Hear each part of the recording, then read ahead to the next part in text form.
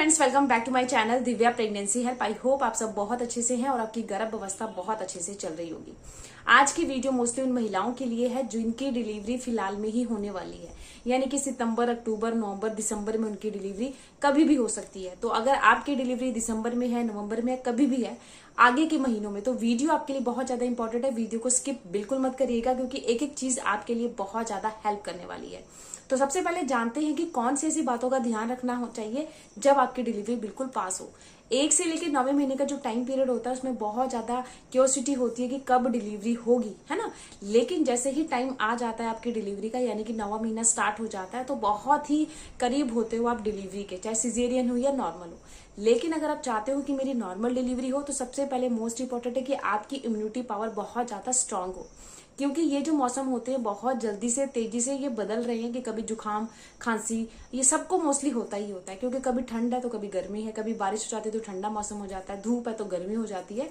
तो जिससे टेम्परेचर कई बार अप हो जाता है, कई बार डाउन हो जाता है, जिससे आप उसी तरीके से खाना पीना खाते हो और आप बीमार हो जाते हो।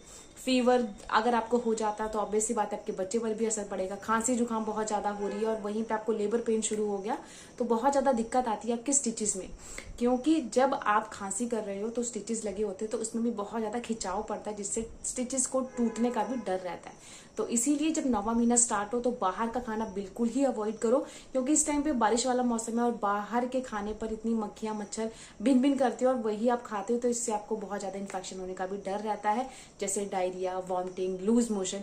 ये चीजें फिर आपकी इम्यूनिटी को कमजोर करेंगी। तो इम्यूनिटी को बढ़ाने के लिए आपको क्या करना है, विटामिन सी से भरी चीजों को खाना है, अपनी डाइट में इंक्लूड करना है, ताकि आपकी इम्यूनिटी पावर स्ट्रांग रहे। और विटामिन सी की चीजें अगर आप खाते हो अपनी डाइट में तो इससे जो आपका ब्लड है वो बहुत तेजी से बढ़ता है। विटामिन सी वाली चीजें अगर इंक्लूड करोगे तो अगर आपका ब्लड भी कम है ना तो वो भी पूरा हो जाता है। नॉर्मल डिलीवरी के लिए कम से कम 11 ग्राम खून होना बहुत ज्यादा जरूरी है। अगर 11 ग्राम से खून कम होता है तो डॉक्टर आपको सिजेरियन के लिए रिक्वायरमेंट करते हैं।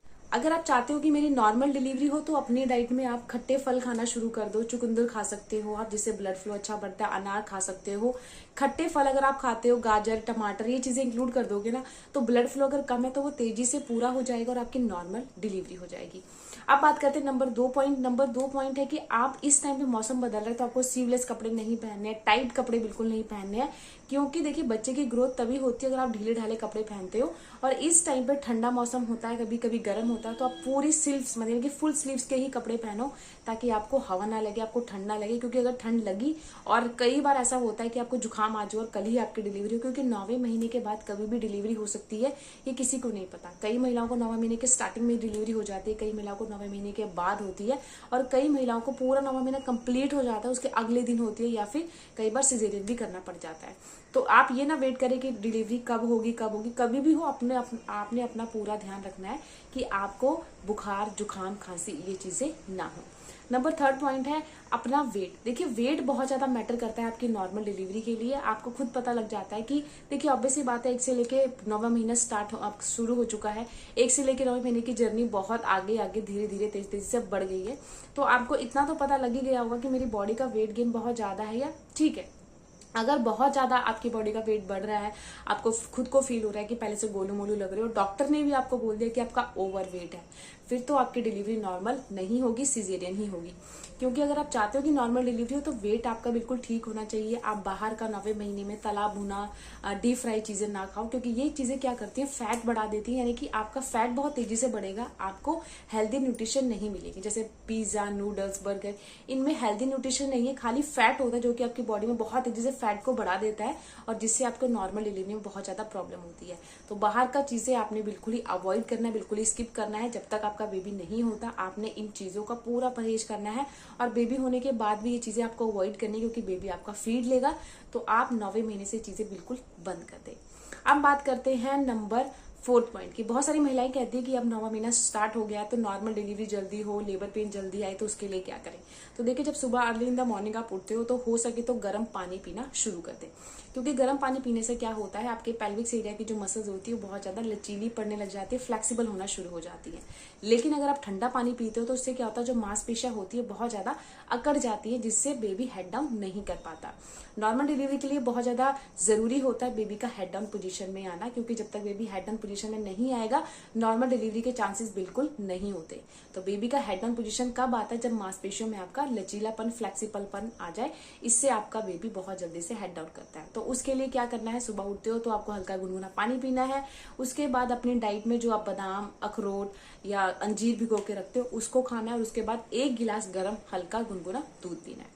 ये आप डेली स्टार्ट कर दो, बहुत ज्यादा जरूरी है। ड्राई फ्रूट से देखिए आपकी बॉडी में बहुत ज्यादा एनर्जी लेवल बढ़ेगा, बेबी के लिए बहुत ज्यादा अच्छा है। इसके अंदर प्रोटीन होता है जिससे आपकी बॉडी में बहुत सारी चीजों को हेल्प मिलती है इम्यूनिटी को स्ट्रांग रखने में। इसके साथ रात में सोने से पहले आपको केसर वाला दूध जरूर पीना है। केसर के अंदर देखिए बहुत सारी महिलाएं पूछती है ना केसर वाला दूध कब पिए, तो देखिए आप 6ठे महीने से पीना शुरू कर देते हो लेकिन आप नहीं पी पाते हो या नहीं मिल रहा है आपके एरिया में, तो 9वें महीने में कोशिश करें कि आप पीना शुरू करो, क्योंकि इससे भी बहुत जल्दी से लेबर पेन आता है और आपके डिलीवरी के चांसेस नॉर्मल होने के बढ़ जाते हैं। तो ये चीजें आपने करनी है। और इसके साथ जब सुबह उठते हो तो 2 खजूर भी खाएं और उसके बाद आप दूध पिए, या खजूर वाला दूध भी पी सकते हैं, क्योंकि इसकी तहसील होती है गरम तहसील की चीज खाने से ना जो आपके पेल्विक एरिया की मसल्स है वो बहुत ज्यादा लचीली जल्दी से पड़ती हैं, फ्लेक्सिबल होती हैं, और आपका बेबी जल्दी हेड डाउन करता है। और हेड डाउन करने से ऑब्वियस सी बात है आपकी नॉर्मल डिलीवरी के चांसेस बढ़ जाते हैं।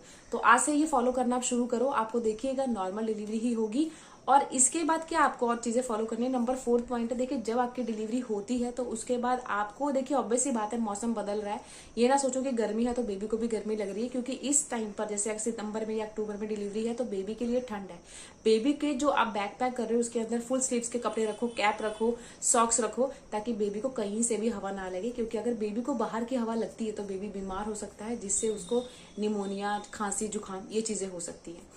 और हो सके तो अगर किसी फैमिली के मेंबर को खांसी जुकाम है तो बेबी के पास वो ना जाए, क्योंकि बेबी को बहुत जल्दी से इन्फेक्शन होता है, और बेबी को अगर इन्फेक्शन हो गया तो बहुत मुश्किल से वो इन्फेक्शन ठीक होता है। तो ये चीजें जरूरी है, इसीलिए मैं आपके साथ शेयर कर रही हूँ। और नॉर्मल डिलीवरी के लिए और क्या कर सकते हो? देखिए ये जो महीना चल रहा है सितंबर, अक्टूबर, नवंबर का बरसाती मौसम है, तो आपको ऐसे एरिया पे सैर नहीं करनी है जहाँ पे बहुत ज्यादा चिकनाहट हो या पैर बहुत ज्यादा स्लिप हो रहा हो। आपको अच्छे से देखना है कि यहाँ पर अगर वॉक कर रहे हैं तो पैर स्लिप ना हो, तो उस जगह पे वॉक करनी है। और सुबह शाम की वॉक जरूरी है अगर आप चाहते हो नॉर्मल डिलीवरी के लिए। अब बहुत सारे कमेंट आते हैं कि मैम नॉर्मल डिलीवरी के लिए कितनी देर एक्सरसाइज करनी है, कितनी देर वॉक करनी है? तो देखिए आधे घंटे की सुबह की वॉक और आधे घंटे की रात की वॉक आपकी नॉर्मल डिलीवरी आराम से करा देगा। लेकिन ये चीजें आपको जाननी है कि खाना खाने से कितनी देर पहले एक्सरसाइज करनी है या कितनी देर पहले आपको वॉक करनी है। तो देखिए सुबह जब अर्ली इन द मॉर्निंग उठते हो तो पहले वॉक करो, उसके बाद आप कुछ खाना पीना खाओ, ठीक है। सेकंड, रात में जब डिनर आप कर लेते हो तो तुरंत डिनर के बाद आप सो मत, क्योंकि इससे बॉडी का फैट बहुत तेजी से बढ़ेगा, जिससे नॉर्मल डिलीवरी में प्रॉब्लम आती है। खाना खाने के बाद आपने आधा घंटा वॉक करनी है, उसके बाद सोना है। इससे क्या होगा? वॉक करोगे तो आपको ऑब्वियसली बात है, देखिए सांस लेने में बहुत ज्यादा प्रॉब्लम होती है 9वें महीने, क्योंकि उस टाइम पर बहुत ज्यादा वेट गेन होता है, तो जिससे आप चलते हो थोड़ा सा सांस लेने में आपको दिक्कत होती है। तो ज्यादा लंबे लंबे कदम नहीं भरने, आपको हल्के हल्के कदम से ही सैर करनी है और धीरे धीरे सैर करनी है, ताकि आप थको ना। और थकोगे तो ऑब्वियसली बात है आपको खुद को वीक फील करोगे। धीरे धीरे सैर करोगे तो थकोगे नहीं, और सैर भी आधा घंटा हो जाएगी। तो आधा घंटे की सैर अगर करते हो तो आप जब सोने जाते हो तो बहुत अच्छे से नींद आती है, और नींद भी आपको प्रॉपर वे में पूरी आती है। तो ये छोटी छोटी चीजें होती है जो कि बहुत ज्यादा काम करती हैं आपको नॉर्मल डिलीवरी में, नॉर्मल डिलीवरी कराने में। तो ये चीजें छोटी छोटी है मगर बहुत ज्यादा बड़ी हैं। और आपका कौन से मंथ में डिलीवरी है कमेंट बॉक्स में जरूर बताइएगा। चैनल पे अगर पहली बार आई हो, पहली बार मेरी वीडियो देख रहे हो, तो चैनल को जरूर सब्सक्राइब करिएगा। और आपका बेबी जब हो जाता है तो बेबी से रिलेटेड मालिश की वीडियो, बेबी का कैसे ध्यान रखना है, फीड बढ़ाने के लिए क्या करना है, तो मेरा दूसरा चैनल है दिव्या बेबी लाइफ, आप उसको भी सब्सक्राइब कर सकते हो, क्योंकि डिलीवरी के बाद आपको वो चैनल बहुत ज्यादा हेल्प करने वाला है। तो आज की वीडियो में सिर्फ इतना ही। मिलती हूँ किसी नए टॉपिक में, किसी नई वीडियो के साथ। तब तक अपना ध्यान रखिए। Bye bye, take care.